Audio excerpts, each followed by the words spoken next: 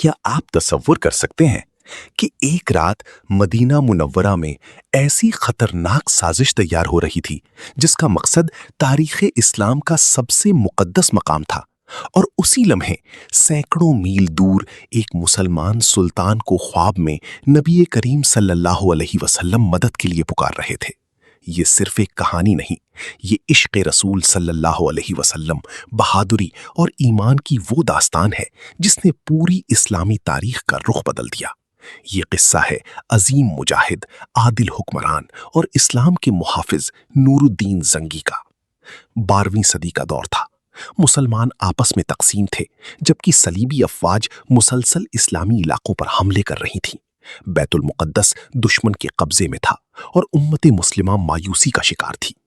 ایسے تاریک وقت میں ایک نوجوان سلطان ابھرا جس کے دل میں صرف ایک خواب تھا: اسلام کی سربلندی اور بیت المقدس کی آزادی۔ نور الدین زنگی صرف تلوار کی دھنی نہیں تھے بلکہ ایک غیر معمولی ذہانت رکھنے والے حکمران بھی تھے۔ انہوں نے پہلے شام، حلب اور دمشق کو متحد کیا، پھر مسلمانوں کو ایک طاقتور قوت میں بدل دیا۔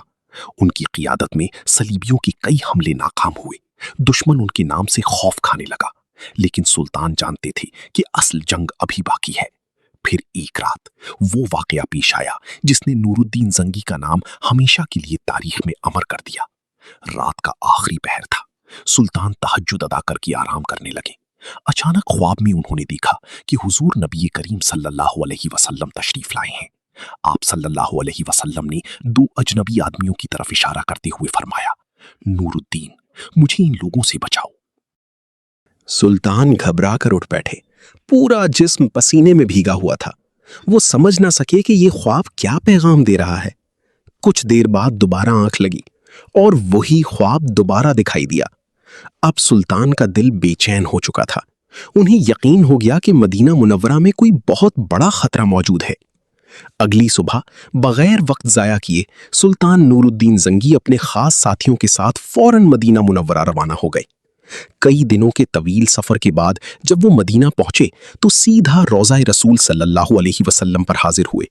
سلطان کی آنکھوں سے آنسو بہہ رہے تھے۔ وہ بار بار درود و سلام پڑھتے اور دل ہی دل میں دعا کرتے رہے، لیکن اب سوال یہ تھا، وہ 2 آدمی کون تھے؟ سلطان نے ایک عجیب منصوبہ بنایا۔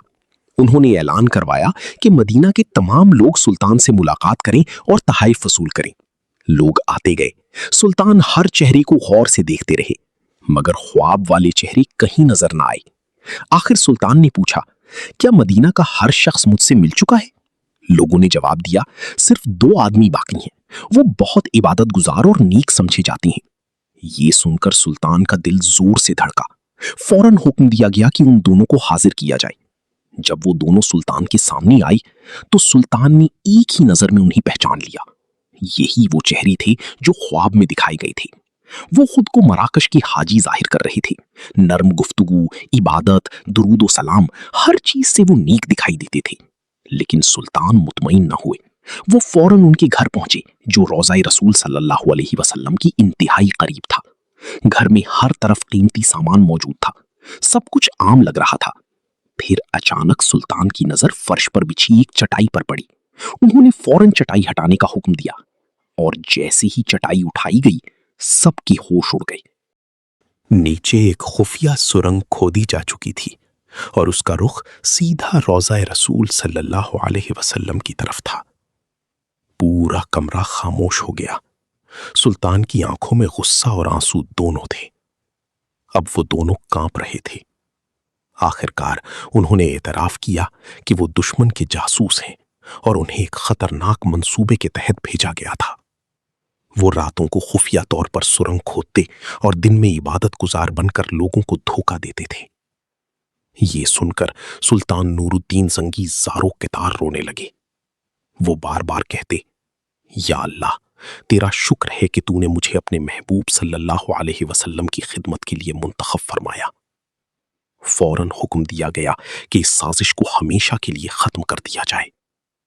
روضہ رسول صلی اللہ علیہ وسلم کے گرد مضبوط حفاظتی دیوار اور گہری بنیادیں تعمیر کی گئیں تاکہ دوبارہ کوئی ایسی گستاخی نہ کر سکے۔